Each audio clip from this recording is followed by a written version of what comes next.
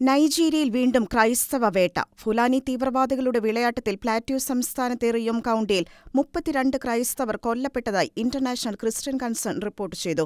July 14 പുലർച്ചെ 3 മണിയോടെ ആരംഭിച്ച ആക്രമണത്തിൽ 3 മാസം പ്രായമുള്ള കുഞ്ഞുൾപ്പെടെ പുരുഷന്മാരും സ്ത്രീകളും കുട്ടികളും കൊല്ലപ്പെട്ടു. ഇന്റർനാഷണൽ ക്രിസ്ത്യൻ കൺസേണിന്റെ റിപ്പോർട്ടുകൾ പ്രകാരം അക്രമികൾ ഡസൻ കണക്കിന് വീടുകൾക്ക് തീയിടുകയും കൃഷിയിടങ്ങൾ നശിപ്പിക്കുകയും പ്രാദേശിക ദേവാലയം തകർക്കുകയും ചെയ്തു. 40ഓളം വരുന്ന തീവ്രവാദികൾ തക്ബീർ വിളികളോടെ ആക്രമണം തുറന്നുവിടുകയും ക്രൈസ്തവരെ ജീവനോടെ ചുട്ടെരിക്കുകയുമായിരുന്നു. ആക്രമണത്തെ പെട്ടെന്നുള്ളതും ഏകോപിതവുമായാണ് അതിജീവിച്ചവർ വിശേഷിപ്പിച്ചത്. റൈഫിളുകളും വടിവാളുകളും ഉപയോഗിച്ച ആയുധധാരികളായ അക്രമികൾ പല ദിശകളിൽ നിന്നും സമൂഹത്തെ വളയുകയും ഉറങ്ങിക്കിടന്നവർക്ക് നേരെ വെടിയുതിർക്കുകയുമായിരുന്നു. രാത്രിയുടെ നിശബ്ദതയിൽ നടന്ന വെടിവെപ്പുകളും തീവെപ്പിന്റെ ശബ്ദവും ഗന്ധവും ജീവനുവേണ്ടി ഓടുന്ന ക്രൈസ്തവരുടെ നിലവിളികളും അന്തരീക്ഷത്തെ ഭയാനകമാക്കി.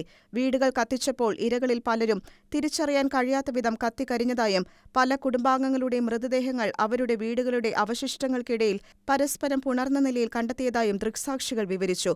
ഒരു കാലത്ത് അഭിവൃദ്ധി നിറഞ്ഞുനിന്ന ഗ്രാമത്തിന് പകരം പുകഞ്ഞെരിയുന്ന കെട്ടിടങ്ങൾ, കറുത്തിരണ്ട കൃഷിയിടങ്ങൾ, ചിതറിക്കിടക്കുന്ന മൃതശരീരങ്ങൾ എന്നിവയാണ് പ്രസ്തുത ക്രൈസ്തവ ഗ്രാമത്തിൽ ശേഷിച്ചത്.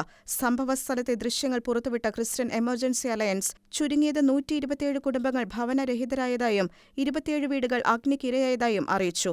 International desk, Shekinah news.